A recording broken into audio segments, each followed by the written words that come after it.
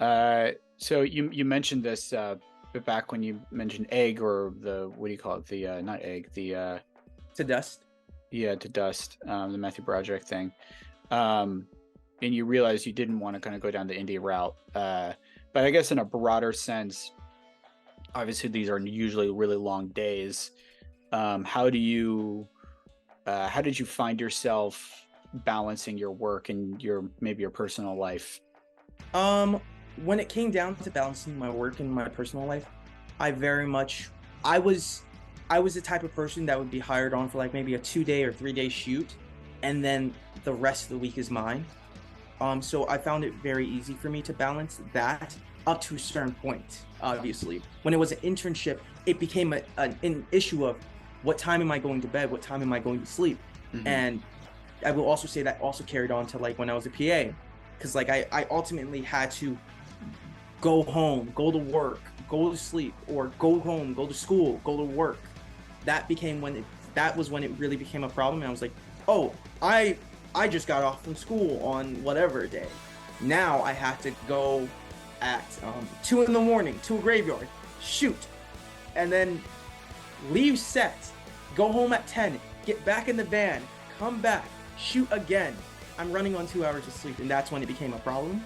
Yeah. Um, I found it easy to be like, okay, um, I still need to get X amount of sleep, and then I had to like shift things in my life in my own schedule Right. to fit that.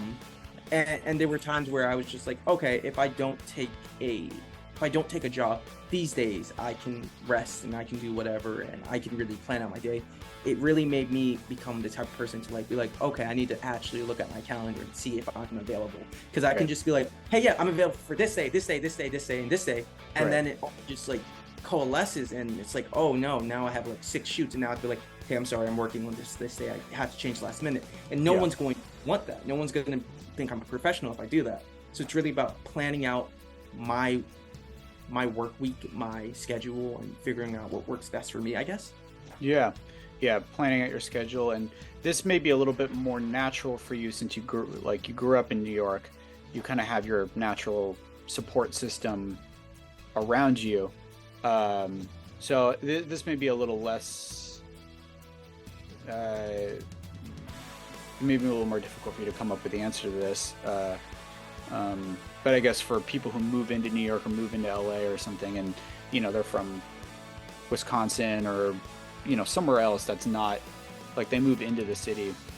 Um, yeah, if you don't have like a good answer for this, no worries. I'll just cut it out. But did you find yourself when you start to get overloaded in work having to consciously try and say like, oh, I need to seek out specific things outside of my work life that I need, right? And I don't know if you had to kind of fixate on that. You mentioned sleep. You mentioned maybe organizing your life outside of work.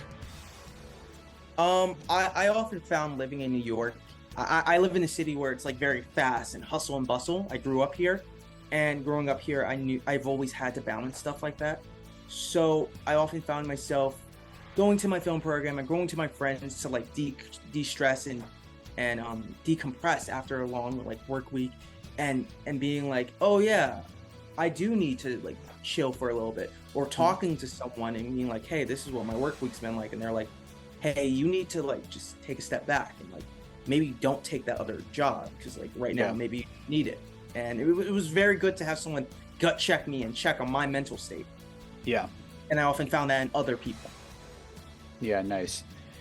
Yeah, that's good. That's certainly a challenge for people to who move and they don't have like a Support system. natural friend group or support system. But yeah, Yeah. definitely, so that's something to seek out. I Um, also I also had the pleasure of like having great keys who would like check in with me and be like, hey, how are you feeling? You've worked like 3 straight like yeah, and, days and of and for folks who don't know what that is, keep the keys are the head production assistants on sets. Yeah, I've had keys who have been great with like gut checking their crew and be like, hey, who wants to be on? Or being like, hey, here's the call sheet. Do you want to be on that day? And I could be like, hey, no, I really can't be on that day. but I could be on the following day. And that might not be something that's natural for most people, but I've Yeah. had that have done that for me. Nice.